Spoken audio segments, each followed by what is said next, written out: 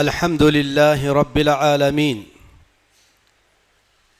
والعاقبة للمتقين والصلاة والسلام على أشرف الأنبياء والمرسلين وعلى أهله وصحبه أجمعين ومن تبعهم بإحسان إلى يوم الدين. أما بعد، فقد قال الله تبارك وتعالى في القرآن المجيد والفرقان الحميد: أعوذ بالله من الشيطان الرجيم، بسم الله الرحمن الرحيم، وما خلقت الجن والإنس إلا ليعبدون.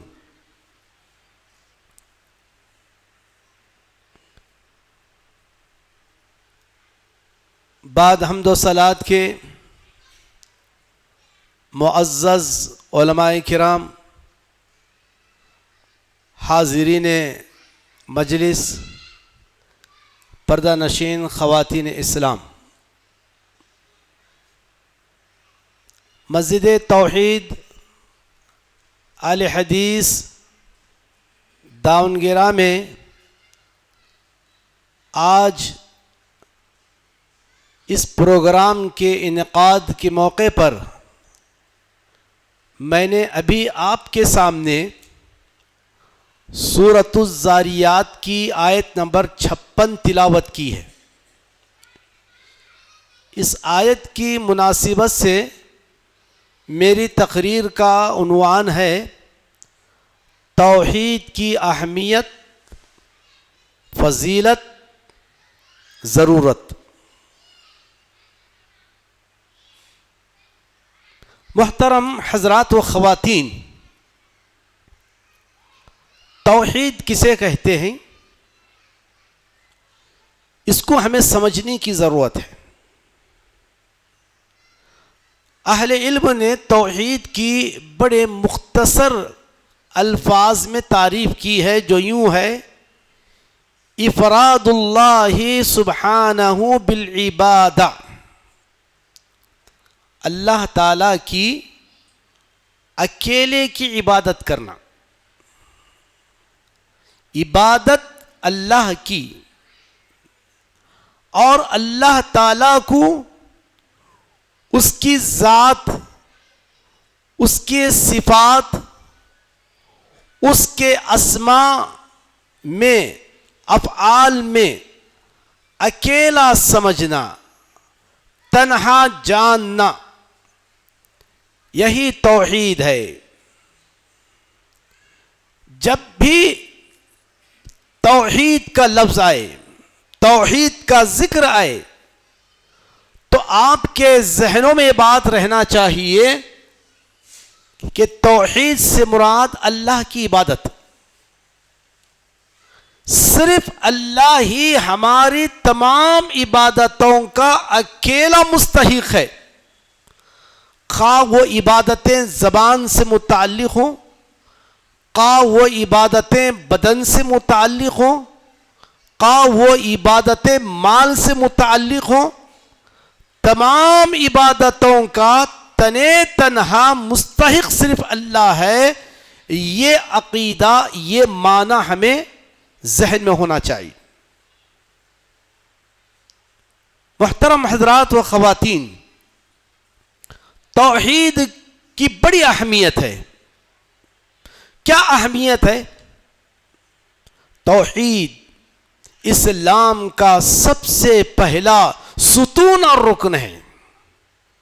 بخاری مسلم کی مشہور حدیث، پیارے حبیب صلی اللہ علیہ وسلم نے ارشاد فرمایا: بنی الاسلام علی خمس، اسلام کی بنیاد 5 چیزوں پر رکھی گئی ہے: شہادت اللہ الہ الا اللہ وان محمد رسول اللہ، اس بات کی گواہی دینا اللہ کے علاوہ کوئی معبود برحق نہیں، محمد صلی اللہ علیہ وسلم اللہ کے رسول ہیں۔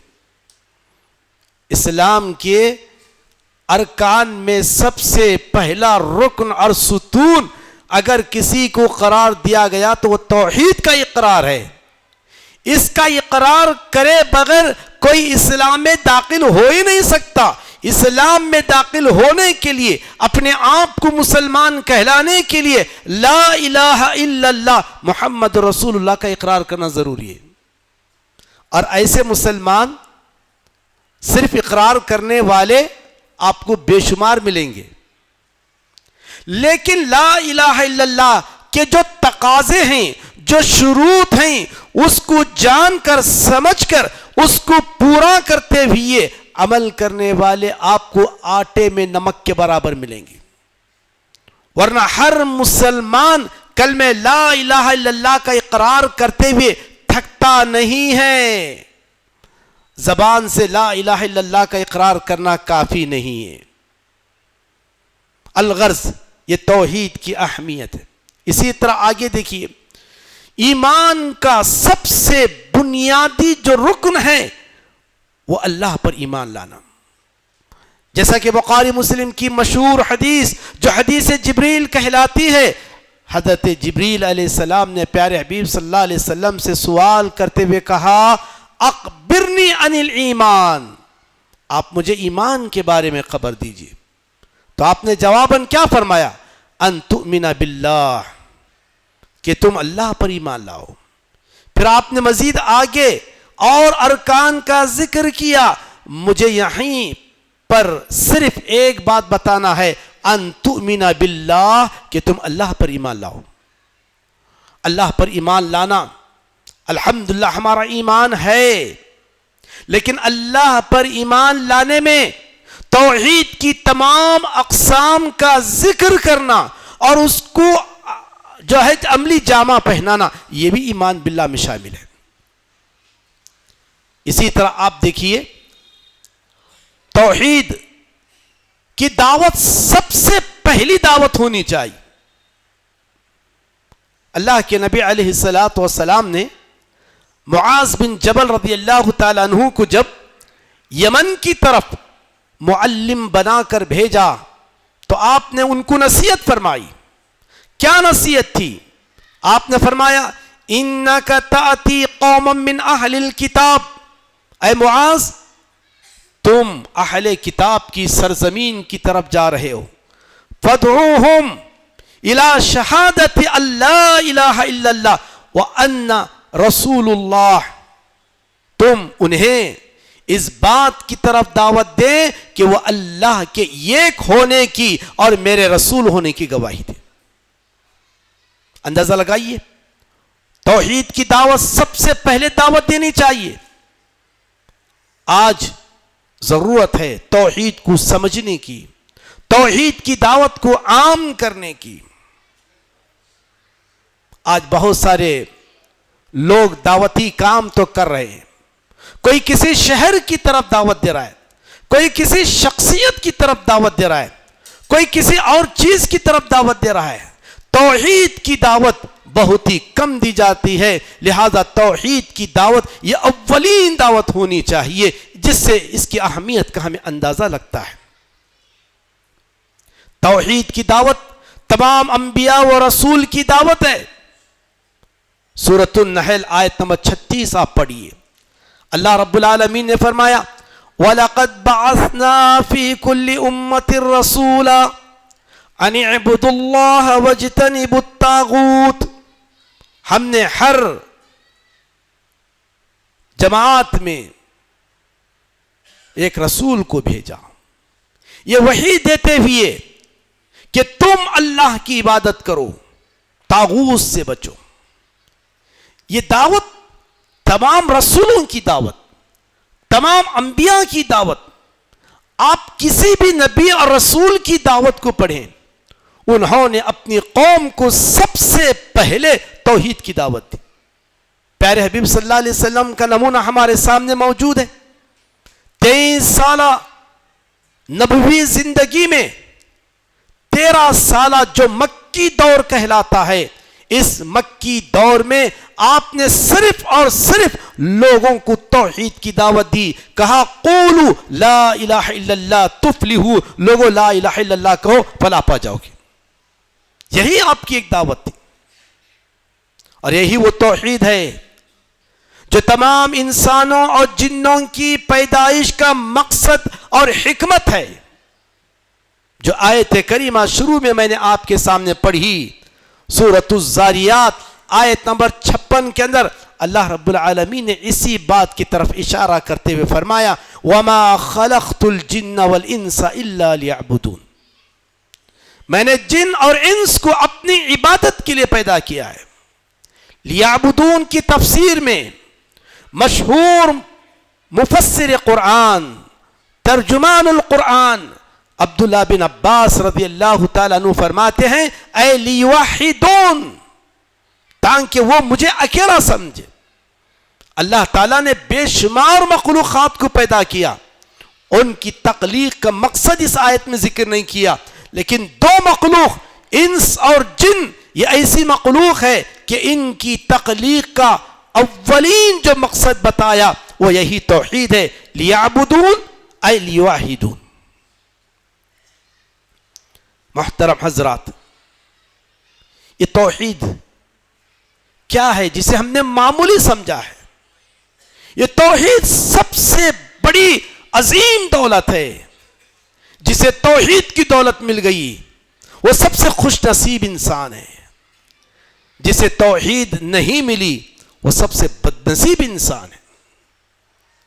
اللہ نے جو توحید کی دولت ہمیں اور آپ کو عطا کیا ہے اس کی قدر کریں، اس کی حفاظت کریں. توحید کتنی بڑی اہمیت ہے. دنیا اور آخرت میں ثابت قدمی اگر اللہ تعالیٰ کسی چیز کے ذریعے سے دے سکتا ہے تو اسی توحید کے ذریعے. سورہ ابراہیم کی آیت نمبر 27 آپ پڑھیے. اللہ رب العالمین نے ارشاد فرمایا یثبت اللہ الذین آمنوا بالقول الثابت فی الحیات الدنیا وفی الآخرہ.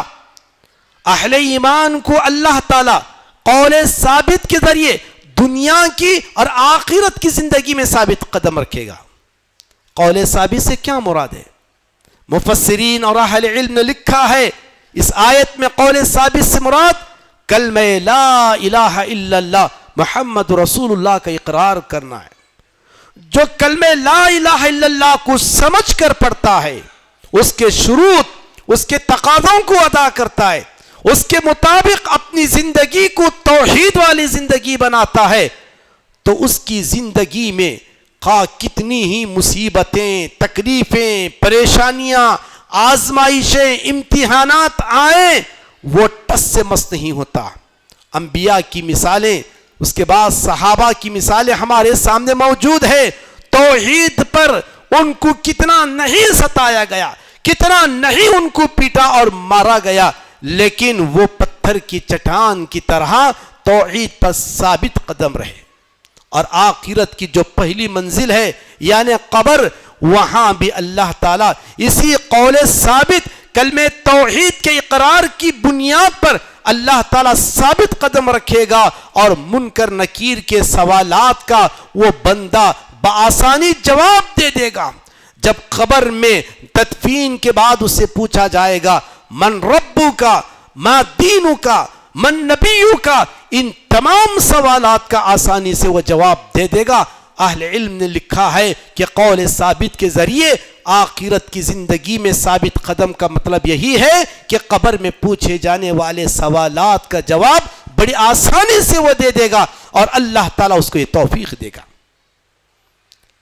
خبر کے سوالات آؤٹ ہو چکے ہیں، اس کی تیاری ہمیں اور آپ کو کرنی ہے، اور اس کا جواب صحیح اور بر وقت وہی خبر والا دے سکتا ہے جو توحید کو سمجھ کر توحید کو اپنایا ہوگا اور اسی توحید پر وہ وفات پایا ہوگا. تو وہی اس توحید کے جو ہے ذریعے سے خبر میں ثابت قدم پا سکتا ہے، رہ سکتا ہے.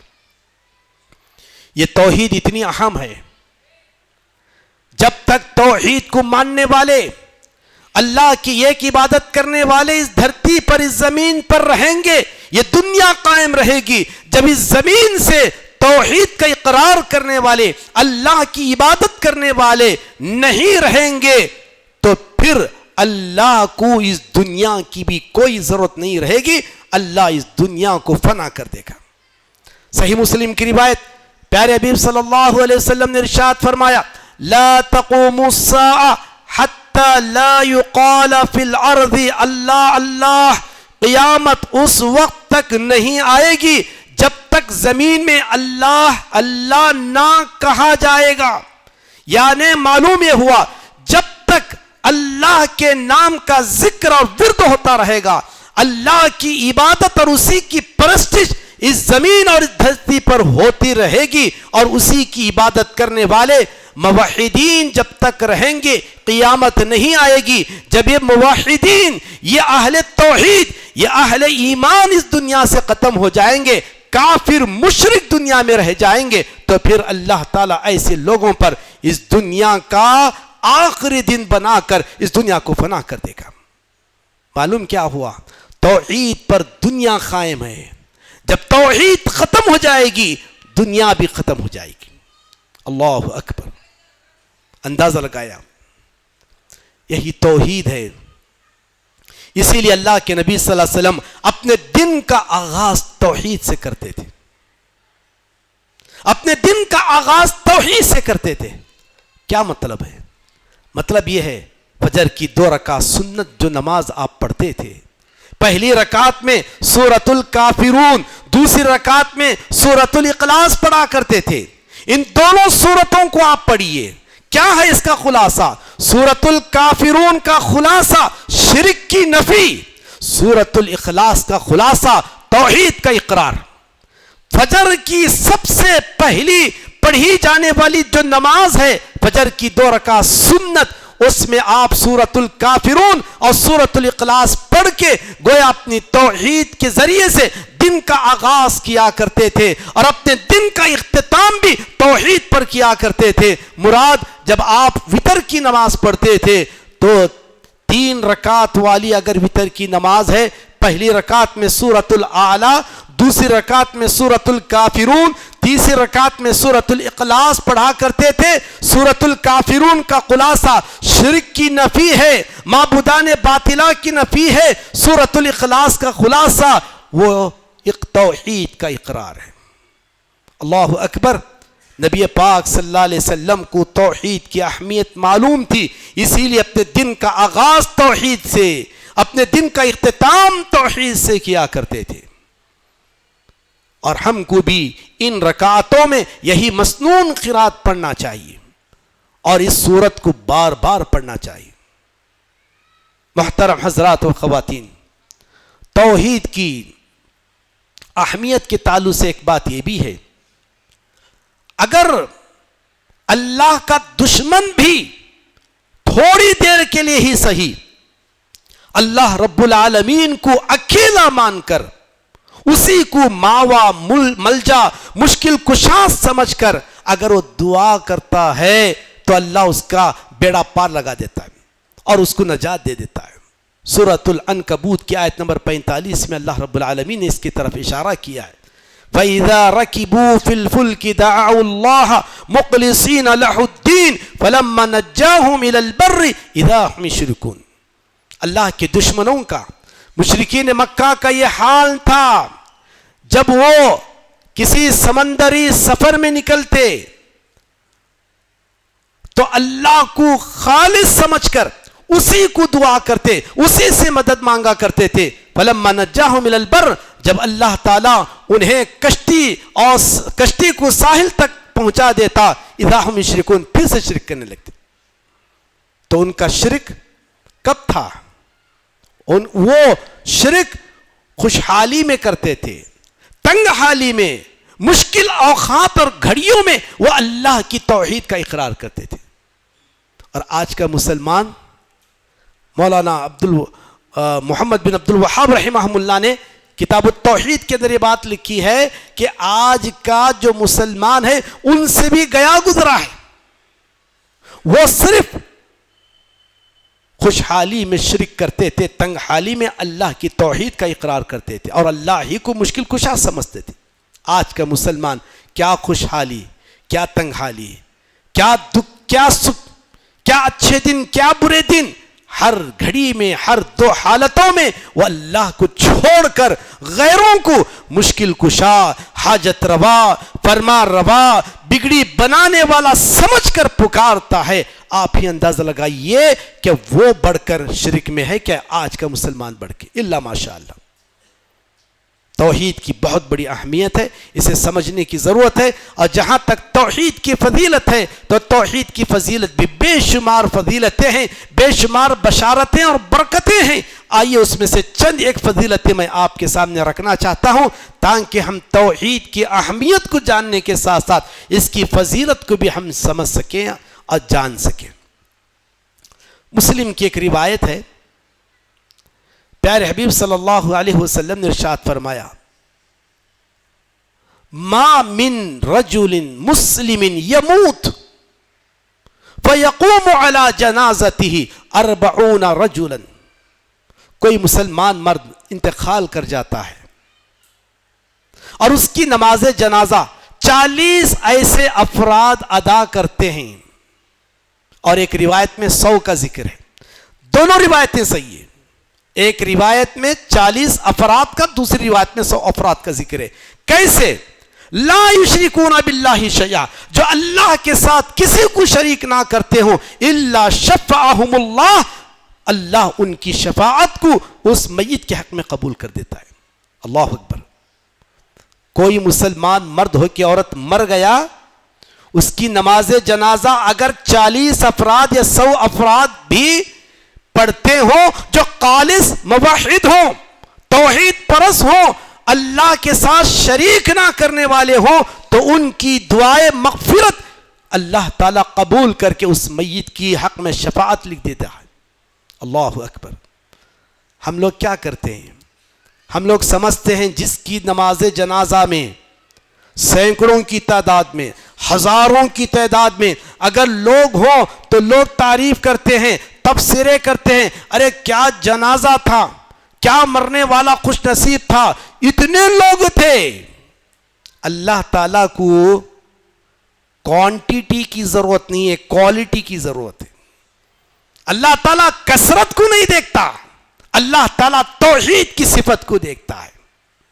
اگر کسی کے حق میں سینکڑوں ہزاروں کی تعداد میں نہ صحیح، صرف 100 افراد، دوسری روایت کے مطابق 40 افراد بھی اگر اس صفت اور کوالٹی کے ماننے والے جو لا یشرکون باللہ شیئا اگر شریک ہو، نماز جنازہ پڑھتے ہیں تو اللہ تعالیٰ اس کی مغفرت فرما دیتا ہے۔ اللہ اکبر۔ تو ایسے مسلمان موحدین بننے کی ضرورت ہے۔ اللہ تعالیٰ کو کوالٹی چاہیے، کوانٹیٹی نہیں۔ یہ توحید کی فضیلت ہے۔ اور آگے چلیے، توحید کی فضیلت کے تعلق سے پیارے حبیب صلی اللہ علیہ وسلم نے فرمایا، مسلم کی روایت ہے، من مات لا یشرک باللہ شیئا دخل الجنہ، خوش ہو جائیں، توحید کی حالت میں مرنے والے کے لیے جنت، توحید کی حالت میں انتقال کرنے والے کے لیے پیارے حبیب صلی اللہ علیہ وسلم نے جنت کی خوشخبری سنائی۔ کہا جو اس حال میں مرے، اللہ کے ساتھ کسی کو شریک نہ کرتا ہو، دخل الجنہ، وہ جنت میں داخل ہوگا۔ اس کے برعکس آپ نے اسی حدیث کے اندر فرمایا، ومن مات یشرک باللہ شیئا دخل النار، اور جو اس حال میں مرا کہ وہ اللہ کے ساتھ کسی کو شریک کرتا تھا تو جہنم میں داخل ہوگا۔ معلوم یہ ہوا، وہ اگرچہ کتنا ہی بڑا نمازی کیوں نہ ہو، روزے دار کیوں نہ ہو، زکاتی کیوں نہ ہو، حاجی کیوں نہ ہو، عمرہ کرنے والا کیوں نہ ہو، ساری زندگی بھر اس نے نیکیاں کیوں نہ کی ہو، لیکن مرا شرک کی حالت میں، اللہ کی قسم اس کی زندگی کی کوئی عبادت، کوئی نیکی اس کو کل آخرت میں جنت میں نہیں لے جا سکتی سوائے جہنم کی۔ اسی لیے توحید کو ہم سمجھیں اور توحید پر قائم رہیں۔ ایک ترمذی کی روایت ہے، توحید کو فضیلت کو سمجھنے کے لیے پیارے حبیب صلی اللہ علیہ وسلم نے فرمایا، حدیث قدسی ہے، اللہ تعالیٰ فرماتا ہے، یا ابن آدم، اے آدم کے بیٹے، لو اتیتنی بقراب الارض خطایا، اے اللہ، اے آدم کے بیٹے، حضرت انسان، اگر تو اس حال میں مجھ سے ملاقات کرے، زمین بھر تو گناہ لے کر آیا ہوں. اتیتنی لا تشرک باللہ شیئا، اگر تو اس حال میں آیا کہ اللہ کے ساتھ کسی کو شریک نہیں کیا کرتا تھا، اتیتک بقرابها مغفرہ، میں زمین بھر مغفرت لے کر تیرے پاس آؤں گا. اللہ اکبر. توحید کی فضیلت.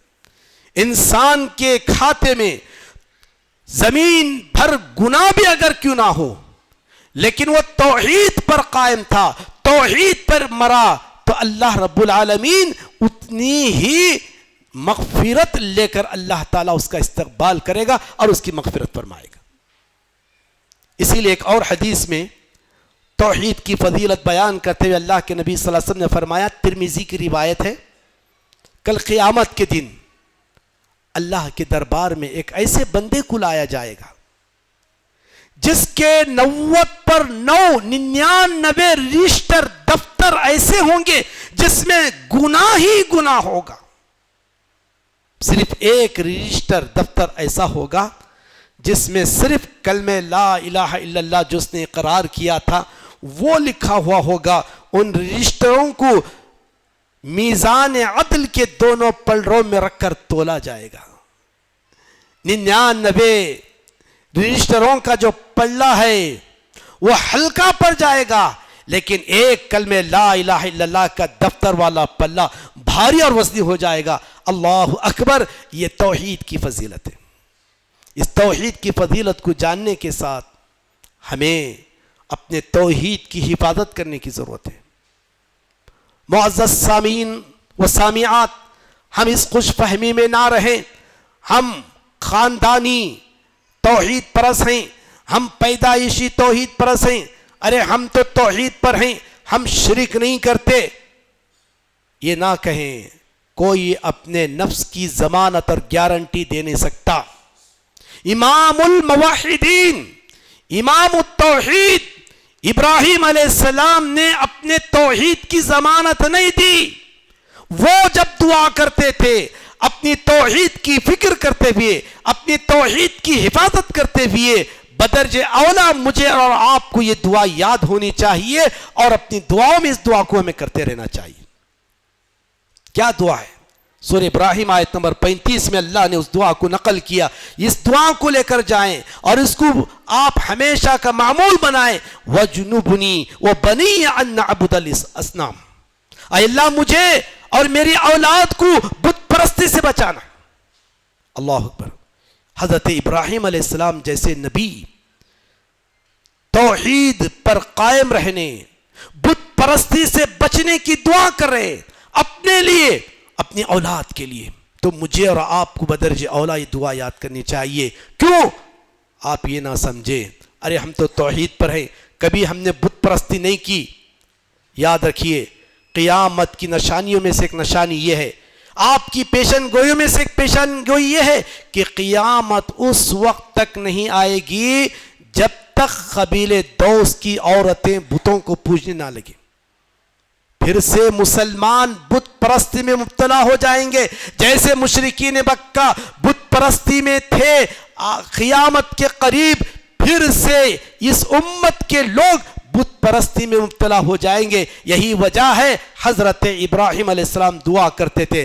قبر پرستی میں تو آج ہر کوئی مبتلا ہے ہی، بت پرستی میں بھی لوگ مبتلا ہو جائیں گے. اسی لیے یہ دعا کرنی چاہیے. اور ایک اور دعا ترمذی کی جو اللہ کے نبی علیہ السلام ہمیشہ دعا کرتے تھے، یا مقلب القلوب ثبت قلبی علی دینک، اے دلوں کے پھیرنے والے تو میرے دل کو اپنے دین پر ثابت رکھ. اللہ کے نبی صلی اللہ علیہ وسلم کو اپنے خاتمہ بالخیر کی فکر تھی، توحید کی فکر تھی، دین پر ثابت قدمی اور استقلال کی فکر تھی. اسی لیے اللہ رب العالمین سے دعا کر رہے ہیں، یا مقلب القلوب، اے دلوں کے پھیرنے والے، ثبت قلبی علی دینک، مجھے اپنے دین پر ثابت رکھ. اس لیے کہ اللہ رب العالمین کے ہاتھ میں ہم تمام کے دل ہیں. کیف یصرفہ یشاء، وہ جیسے چاہتا ہے دلوں کو پھیرتا ہے. کسی کے دل کو کفر اور شرک کی طرف پھیر دیتا ہے، کسی کی دل کو اسلام اور ایمان اور ہدایت کی طرف پھیر دیتا ہے. لہٰذا بچوں کو چاہیے وہ توحید کا سبق ہمیشہ سیکھتے رہیں، لیتے رہیں۔ نوجوانوں، بزرگوں، مردوں اور عورتوں کو چاہیے توحید بار بار سنتے رہیں، پڑھتے رہیں، سمجھتے رہیں اور توحید کو عام کریں، اس کی حفاظت کریں اور اس کی فکر کریں، اور سب سے بڑھ کر توحید پر ثابت قدم رہنے کے لیے اللہ تعالیٰ کی مدد اور توفیق مانگتے رہیں، جیسا کہ انبیاء دعائیں کرتے تھے۔ اللہ رب العالمین سے میں آخر میں دعا گو ہوں، اللہ تعالیٰ مجھ کہنے والے اور تمام سننے والوں کو توحید کو سمجھ کر توحید پر قائم رہنے کی توفیق عطا فرمائے۔ مولا کریم شرک اور بدعات سے بچا۔ مولا کریم ہم تمام کو جب تک رکھ توحید پر رکھ، خاتمہ ہو تو خاتمہ بالخیر فرما۔ آمین و آخر دعوانا ان الحمد للہ رب العالمین۔